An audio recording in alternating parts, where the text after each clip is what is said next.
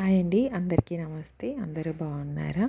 December 21, 2025 Dhanurmasa విశేషాలు, అలానే ఈరోజు పూజా విధానం, ఈరోజు ప్రాముఖ్యత, ఆరోగ్యం, ఆర్థికం, ఉద్యోగపరంగా ఫలితాలు, ఈరోజు ఏ దేవుని పూజిస్తే శుభ ఫలితాలు వస్తాయో, అలానే ధనుర్మాస విశిష్టత గురించి వీడియో చివరి వరకు తప్పక చూడండి.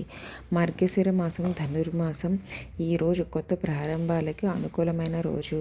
ఈరోజు ప్రాముఖ్యత, అమావాస్య తర్వాత వచ్చే రోజు కావడంతో నూతన సంకల్పాలు చేయడానికి మంచి సమయం. ధనుర్మాసం కావడం వల్ల పూజలకు అధిక ఫలితం వస్తుంది.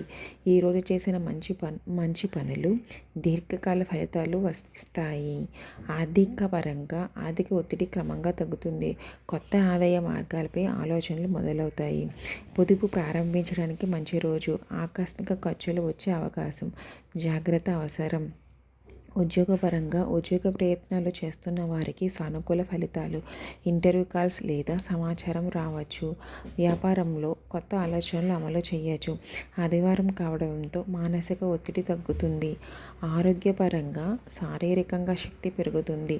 పాత అనారోగ్య సమస్యల్లో ఉపశమనం. కడుపు సంబంధిత సమస్యలు రావచ్చు.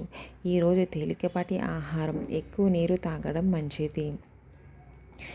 ఈరోజు సూర్యభగవాను, శ్రీ మహావిష్ణువుని, శ్రీ మహాలక్ష్మి దేవిని పూజిస్తే చాలా మంచిది, అనుకూలంగా ఉంటుంది. పూజా విధానం, ఉదయం సూర్యోదయానికి ముందు లేచి స్నానం చేసి సూర్యుడికి నీరు అర్పించాలి. ఓం సూర్యాయ నమః మంత్రం 108 సార్లు జపించాలి. ఇలా చేయడం వల్ల మంచి అనుకూలమైన ఫలితాలు లభిస్తాయి. విష్ణు సహస్రనామం చదవడం చాలా శుభం. ధనుర్మాస విశిష్టత, ధనుర్మాసంలో ఆదివారం రావడం చాలా అరుదు. సూర్యుడి కృప విశేషంగా లభిస్తుంది. ఉదయాన పూజ చేస్తే పాపక్షయం జరుగుతుంది. ఈరోజు చేయవలసినవి దానాలు, అన్నదానం, గోధుమలు, బియ్యం దానం చేయడం ద్వారా మీకు ఉన్న మానసిక ప్రశాంతత లభిస్తుంది. మీకు మంచి జరుగుతుంది. పెద్దల ఆశీర్వాదం తీసుకోవడం మంచిది.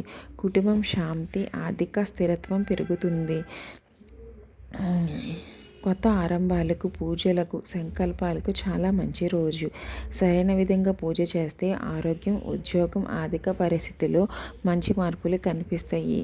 వీడియో నచ్చితే లైక్ చేయండి. మీ అభిప్రాయాన్ని కామెంట్ చేయండి. రోజువారీ వీడియోల కోసం ఛానల్ని సబ్స్క్రైబ్ చేయండి. ధన్యవాదాలు.